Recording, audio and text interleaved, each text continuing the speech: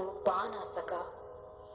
توکل کرو جیسے نوح علیہ السلام نے دوران سیلاب کیا، جیسے ابراہیم علیہ السلام نے دھکتی ہوئی آگ میں کیا، جیسے موسیٰ علیہ السلام نے سمندر پر چلتے ہوئے کیا، جیسے یوسف علیہ السلام نے اندھے کنویں میں کیا، جیسے یونس علیہ السلام نے مچھلی کے پیٹ میں کیا، جیسے ایوب نے بیماری میں کیا، جیسے حاجرہ نے تپتے ہوئے صحرا میں کیا، جیسے زکریا نے اپنی بیوی کے بانجھ ہونے کے باوجود اولاد کی دعا کرتے ہوئے کیا۔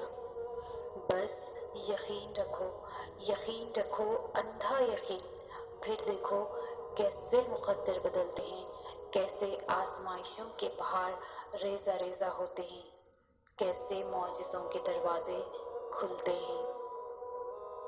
اللہ کو چھوڑو گے تو کوئی چیز ہاتھ نہیں آئے گی۔ جہاں اتنا صبر کیا ہے وہاں تھوڑا صبر اور سہی۔ پھر دیکھو جو اب تک تمہارے نصیب کا حصہ نہیں تھا وہ بھی تم تک پہنچا دیا جائے گا۔ غم نہ کرو، اللہ تمہارے ساتھ ہے۔ ایک ہار پر اس فتح کو بھول گئے ہو جس سے اللہ نے تمہیں ہمکنار کیا ہے۔ اس کی رحمتوں کو یاد کرو اور ذہن نشین کر لو کہ تمہارا رب ہر شے پر کامل ہے۔ دنیا میں ایسا کچھ بھی نہیں جس پر تمہارے رب کا اختیار نہ ہو۔ وہ تم سے کچھ چیزیں اسی لیے دور کرتا ہے تاکہ تم اس کے پاس رہ سکو۔ اللہ نے تمہارے لیے بہت کچھ سنبھال رکھا ہے۔ وہ تمہیں وہ سب حاصل کرنے کے لیے اس پر بھروسہ رکھنا ہوگا۔ تم اگر اپنی اس جھولی کو بھرنا چاہتے ہو تو تمہیں پہلے اپنی اس خالی جھولی پر خوش رہنا سیکھنا ہوگا۔ یہی اس کی عطا کا انداز ہے کہ وہ پہلے تمہیں مانگنا سکھاتا ہے اور پھر وہاں سے عطا کرتا ہے جہاں سے ملنا تمہیں ممکن نہیں لگتا۔ وہ تمہیں تم سے گزار کر ہی خود تک لاتا ہے۔ وہ تمہیں پہلے تمہاری پہچان کرواتا ہے، پھر اپنا پتہ دیتا ہے۔ تم اپنی مرضی سے اس کی جانب نہیں جاتے، بلکہ جب اسے تم پر بے حد پیار آتا ہے تب وہ ایسے حالات پیدا کر دیتا ہے کہ تم اس کی جانب کھینچے چلے جاتے ہو۔ وہ تو تم سے 70 ماؤں سے زیادہ محبت کرتا ہے۔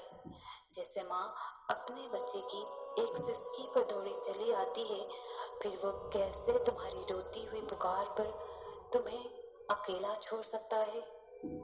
تمہیں ابھی ایسا لگے گا جیسے اللہ نے تمہیں وہ نہیں دیا جو تم چاہتے تھے، مگر تم جلد ہی جان جاؤ گے کہ جو نہیں ملا اس کا مل جانا کتنا برا تھا۔ تم جلد ہی سمجھ جاؤ گے کہ شکر کے لیے صبر کتنا ضروری تھا۔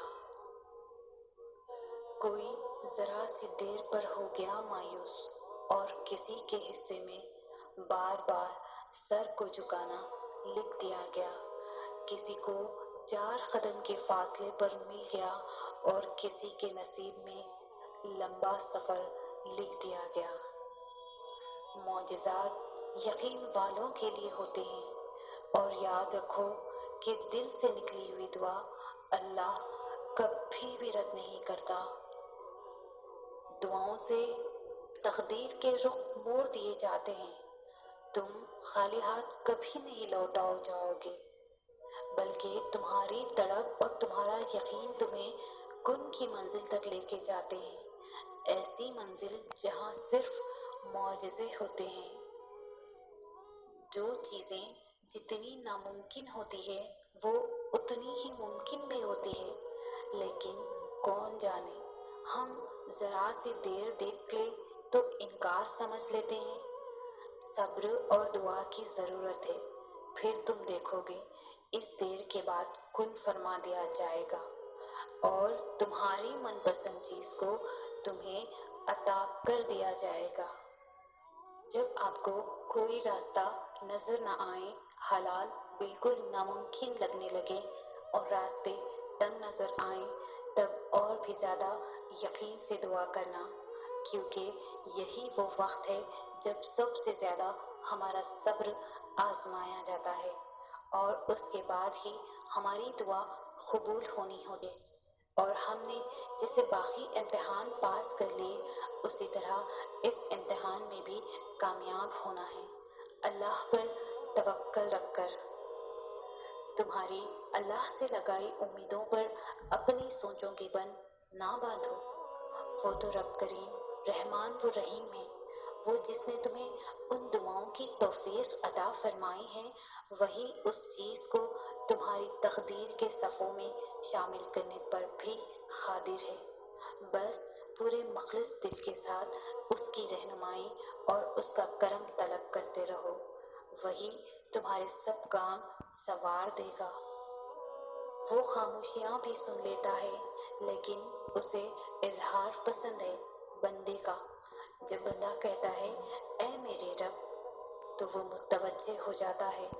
جب بندہ کہتا ہے تو بڑا رحیم ہے، تو اس کی رحمت جوش میں آ جاتی ہے۔ جب بندہ کہتا ہے اللہ مجھے معاف کر دے، تو وہ معاف کر دیتا ہے۔